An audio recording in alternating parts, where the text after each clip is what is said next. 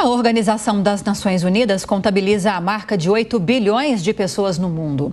Agora, quais são as explicações e implicações para o planeta dessa expansão demográfica? As informações com Marcelo Matos. Vivemos num mundo ao lado de 8 bilhões de pessoas. Não dá nem para imaginar tanta gente junta. Espaço não falta, mas há muitas regiões inóspitas e uma grande concentração em áreas urbanas em razão das atividades econômicas, e aí existe uma briga por milímetros nas regiões mais valorizadas do planeta.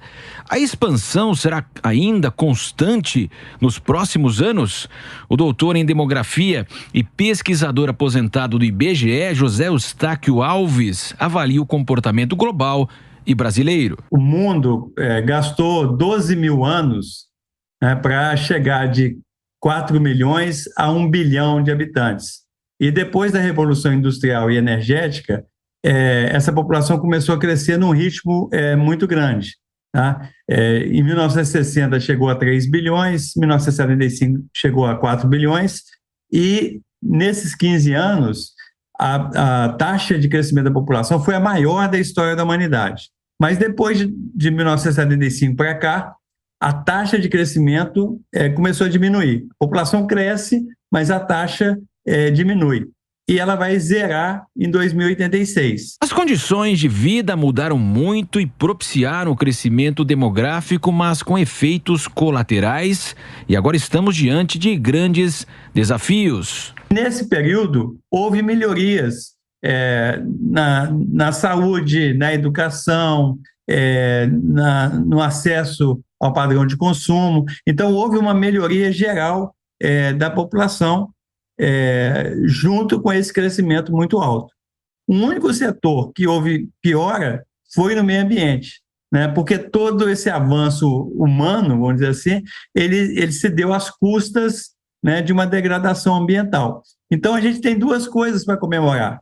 A gente pode comemorar uma população maior e com melhores condições de vida, mas uma coisa ruim é que esse avanço humano se deu às custas do retrocesso ambiental. Então, esse que é o grande desafio agora do século XXI. Em geral, os países com altas taxas de natalidade concentram a menor renda per capita da população, grande parte na África. O rápido crescimento populacional não veio acompanhado pelo desenvolvimento sustentável.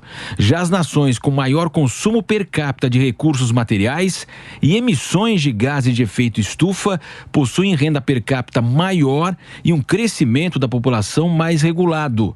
O sociólogo, doutor em ciências sociais e professor da PUC do Paraná, César Bueno de Lima, reforça a urgência das próximas gerações no combate à pobreza e à fome. 800 milhões de pessoas, né, passando fome, literalmente, né, no planeta.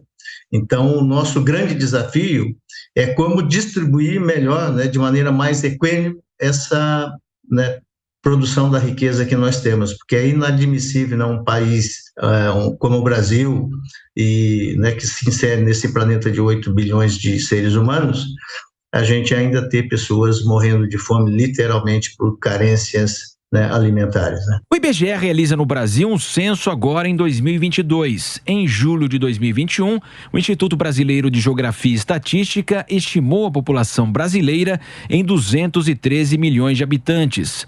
O doutor em demografia e pesquisador aposentado do IBGE, José Eustáquio Alves, analisou num livro os 200 anos da independência do Brasil. O que o Brasil avançou nesses 200 anos é uma coisa impressionante, né? Você tem uma ideia, 99% das mulheres eram analfabetas, a gente tinha escravidão, a população era pobre, rural, né? E o que aconteceu nesses 200 anos? O Brasil industrializou, urbanizou, avançou com a educação, a gente se transformou em uma das 10 maiores economias do mundo. Então, houve avanços fantásticos nesses 200 anos.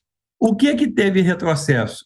Houve retrocesso no meio ambiente, né? Porque, por exemplo, a Mata Atlântica, a gente desmatou grande parte da Mata Atlântica, grande parte do Cerrado, né, em boa parte da Amazônia. Então, a gente tem que parar com esse processo de agressão do meio ambiente e começar um processo de restauração ambiental. Então, o grande desafio é a gente ter maior qualidade de vida humana ao mesmo tempo que a gente tenha maior qualidade de vida ambiental. Essas duas coisas têm de se casar aí ao longo do século XX, XXI. A ONU, Organização das Nações Unidas, divulgou uma lista em 2020 que aponta China, Índia, Estados Unidos, Indonésia, Paquistão, Brasil, Nigéria, Bangladesh, Rússia e México como os mais populosos do planeta.